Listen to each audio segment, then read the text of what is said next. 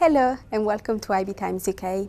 The survival of hundreds of thousands of tribal peoples around the world is at risk due to government policies that result in eviction from tribe land and the destruction of their ways of living in the name of progress.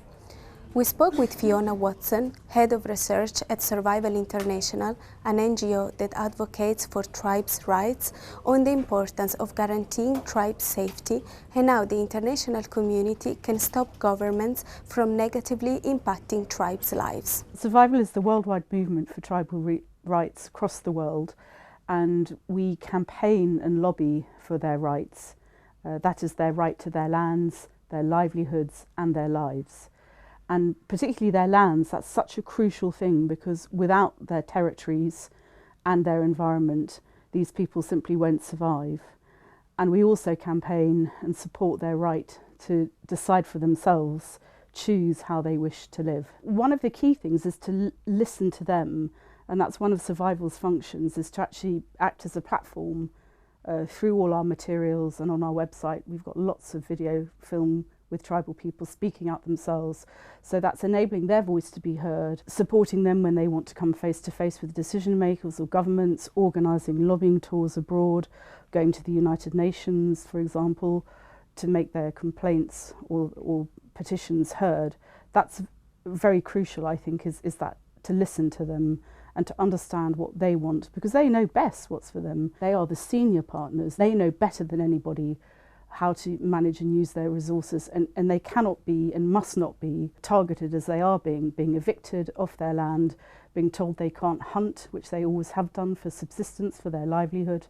They're being criminalised and targeted as being poachers, when in fact they are the people who understand best how to conserve the wildlife, because it's in their interests. Tribal people are often considered backwards and primitive, but Survival explained that they are modern people who are part of our society and have chosen to live differently. The NGO warned that racism against tribes is a threat to their survival. The racism comes in because they are different. So, for example, you get a lot of people in Africa look down on hunter-gatherers, particularly because they don't keep animals or cattle, which many other people do. That, for example, is a form of racism. Racism is very deeply ingrained, but it's also used by governments and companies to justify the theft of their land. So if you say, oh, these people are, primitive, backwards, they don't, we've got to bring them the so-called benefits of so-called development. This is really a way for governments to settle them, evict them from their land, provide what they might call amenities, rather than respecting their land rights. And there's a very clear case of that with the Central Kalahari Bushmen in Botswana. The government has evicted them off their land in the name of development, but in fact it's the very opposite. They've been dumped in resettlement camps. They're dying from diseases they didn't have before, like AIDS. There's nothing to do. Alcoholism, depression, all these things are rife. They're just living off handouts, whereas before they were self-sufficient hunter-gatherers. I think the international community also plays a very important role in terms of putting pressure on governments and multinational companies where people might own shares, for example, in a large company. This worked well with Vedanta, a big company registered in the UK and the London Stock Exchange, which wanted to evict the Dongria Khond from their land because it wanted to build a bauxite mine on their sacred mountain.